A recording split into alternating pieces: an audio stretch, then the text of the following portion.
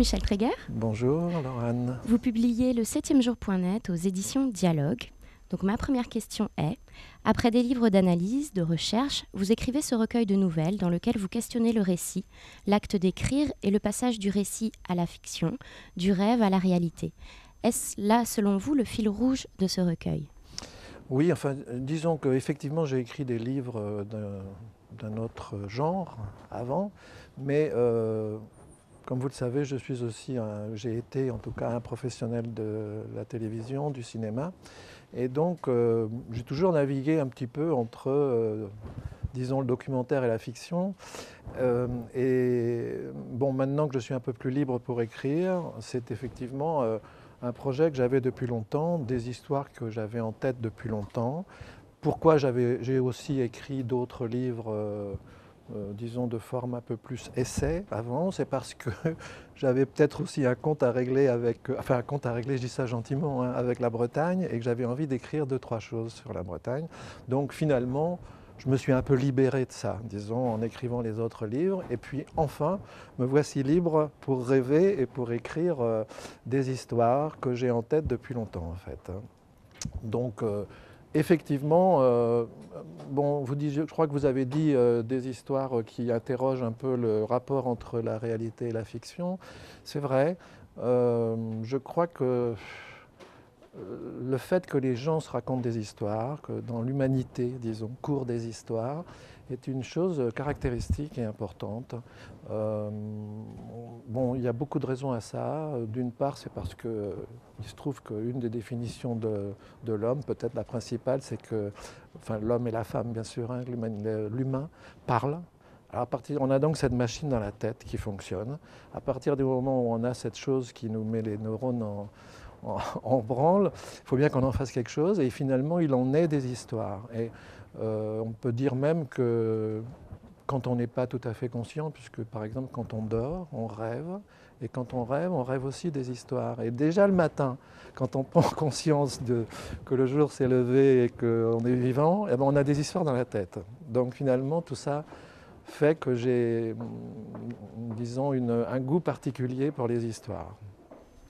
Le 7e jour.net accueille des nouvelles au titre tout aussi évocateur, quadrige.xls, iiaa.com.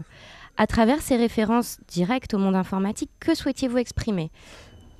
Bon, bien entendu, c'est une plaisanterie. Hein, je veux dire, quand on demande à un auteur pourquoi vous avez donné tel titre à votre livre, souvent parce que ça me plaisait, parce que ça sonnait juste à mes oreilles, sans que forcément je sois moi-même capable disons, de démêler tous les fils qui m'ont conduit à ça. Hein.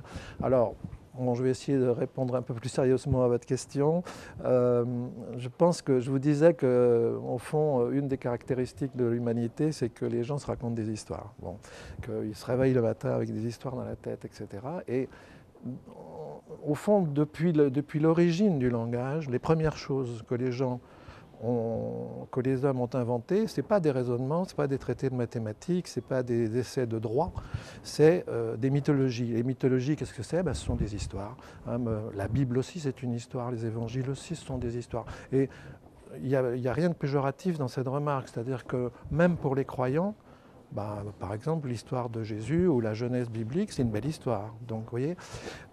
Alors, là-dessus, pour en venir à l'époque moderne, on s'aperçoit par exemple, moi j'ai un fils qui a 17 ans, qui est accro aux jeux vidéo, comme on dit, et donc je le regarde jouer quelquefois, et au fond les jeux vidéo, ça raconte des créations du monde, presque tout le temps. On crée une autre population, on crée des paysages, on crée des choses comme ça, et on recommence. Donc finalement, dans, disons, les moyens d'expression les plus modernes, on recommence à faire comme on fait nos ancêtres très très anciens, voyez. Donc, par exemple, la première histoire du recueil, hein, du 7e jour.net, puisque finalement nous racontons aujourd'hui des histoires qui ressemblent à la jeunesse biblique, pourquoi pas raconter la jeunesse biblique sous la forme d'un jeu vidéo, voyez. Donc c'est à ça que je me suis... c'est avec ça que je me suis un peu amusé. Du coup, donc, j'ai voulu, sans doute, je vous dis, hein, je cherche en même temps que vous. J'ai voulu sans doute essayer de signifier le fait que malgré l'apparition des nouveaux moyens informatiques, cinéma, etc., eh bien, on continue, comme autrefois, à raconter des histoires avec des nouveaux moyens qui sont d'ailleurs très très intéressants et puissants. Et donc, ça m'a amusé de donner des titres informatiques avec je ne sais plus comment ça s'appelle, enfin des points doc ou des points JPEG ou des choses comme ça aux 7 nouvelles. Les récits que vous nous racontez sont très souvent plutôt drôles, plus ou moins longs, des hommages également à vos maîtres en littérature, une réflexion donc sur l'histoire, sur les histoires d'un point de vue général. Qu'est-ce qui a été l'inspiration première dans votre acte de rédaction? Bon, je vous dis, c'est très très difficile de demander à un auteur quel a été votre... en gros, parce que ça me plaisait et parce que ça sonnait juste à mes oreilles. Alors vous avez dit deux choses qui sont importantes. Vous avez parlé d'humour. Effectivement, je vous disais tout à l'heure que les humains se racontent des histoires. Ben, il y a une des caractéristiques de l'humanité, c'est que l'homme est un animal qui parle. Hein. Donc il faut qu'il fasse avec cette machine qu'il a dans la tête. La deuxième caractéristique, évidente, dont on parle peut-être moins, c'est le rire.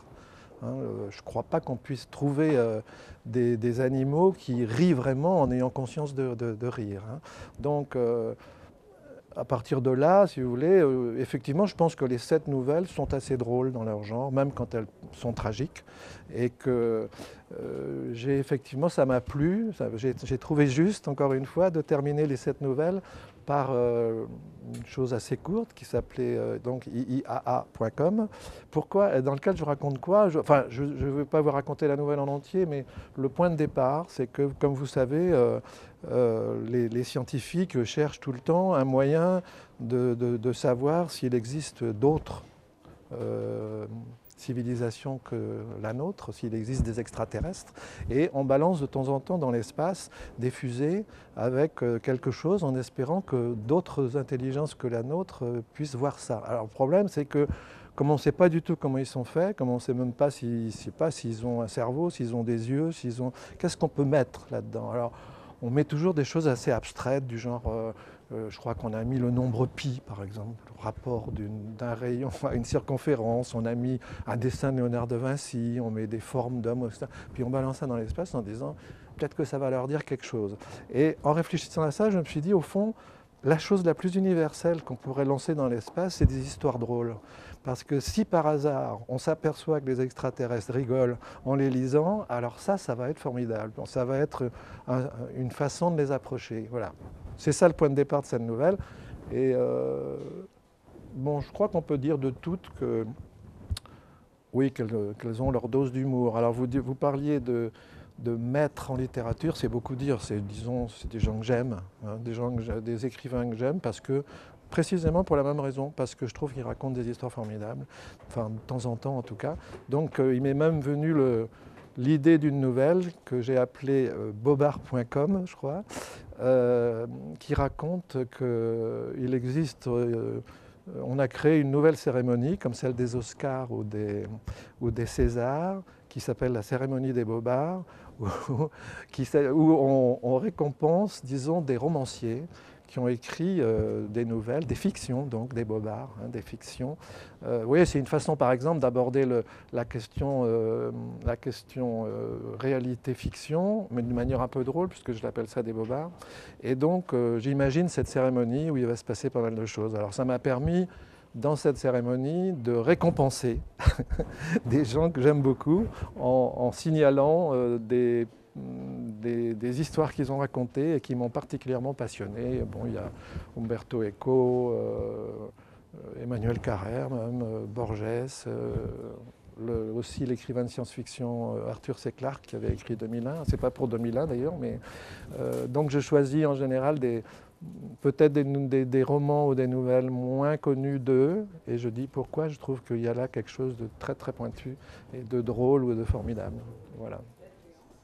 Votre écriture est généreuse, vos nouvelles fantaisistes, et à vous écouter, on le ressent bien, vous avez vraiment eu beaucoup de plaisir à écrire ce recueil. Oui, beaucoup, beaucoup, absolument. Je ne vous contredirai pas. Quelle nouvelle d'ailleurs vous a le plus touché, vous a le plus plu? Bof, non, j'ai cherché, si vous voulez, bon, j'en avais d'autres en plus, hein, mais j'ai cherché bien sûr à composer un équilibre avec, bon, en plus, ce titre, le 7e jour.net, me plaisait. Je ne sais pas non plus trop pourquoi, parce que le 7e jour, Dieu s'est reposé, alors peut-être qu'il a un peu rigolé aussi. Bon. Et donc, finalement, l'idée est venue de faire un recueil de 7 nouvelles. Et j'ai cherché effectivement un équilibre en disant, tiens, en mêlant des nouvelles plus longues et des nouvelles plus courtes, ou même très courtes, d'autres, bon, à la fois un peu drôles, mais qui peut-être plus tragiques, et puis d'autres plus franchement rigolotes. Donc j'ai cherché un équilibre comme ça. Alors bon, en gros, elles me plaisent toutes, peut-être, si vous voulez absolument que j'en choisisse une. Mais c'est pas, enfin oui, disons que c'est plutôt pour signaler une nouvelle dont je n'ai pas encore parlé. La deuxième nouvelle du recueil, c'est... je vais vous parler de 2 nouvelles peut-être, hein. La deuxième, c'est une histoire aussi, au-delà de l'humour et du fait de raconter des histoires, un thème que j'aime beaucoup aussi, c'est le thème du hasard, hein. C'est-à-dire que, bon, tous dans nos vies, nous essayons de nous organiser un peu sérieusement, et puis on sait très bien qu'il peut nous arriver toutes sortes d'événements infimes qui d'un seul coup vont changer notre trajectoire. Et d'ailleurs, ce n'est pas sans lien avec la différence entre une histoire de fiction et la réalité. Souvent dans la réalité, les choses s'étiolent un peu tristement, alors que dans les romans, il se passe clac, un événement bizarre, quelque chose arrive qui n'aurait pas dû se passer, et puis c'est parti pour 200 pages, pour 1h30 de film. Donc la deuxième nouvelle du roman raconte la vie de quelqu'un. Alors cette fois, je m'attache à un personnage, sauf qu'il lui arrive quelque chose dans sa vie, et donc il a un choix.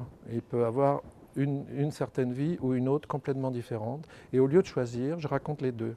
Puis dans la vie de chacun de ces 2 personnages, il y a un nouveau événement de hasard qui se produit, et ça se divise encore en 2. Et donc finalement, je raconte les 4 vies, sans choisir, en demandant à la fin... on ne sait pas très bien lequel va être vrai et lequel, les 3 autres à ce moment-là seraient comme des rêves de celui qui a été finalement vrai, hein, des rêves de ce qui aurait pu arriver, qui n'est pas arrivé, mais on ne dit pas lequel est vrai. Voilà. Et puis, toujours sur le rêve et le hasard, oui, la plus longue nouvelle, c'est l'avant-dernière. Alors, c'est une nouvelle qui prend vraiment à bras-le-corps la question du rêve, parce que dans toutes les histoires un peu sérieuses de la science, par exemple, on raconte que la plupart des grandes découvertes sont arrivées à leurs inventeurs en rêve, hein.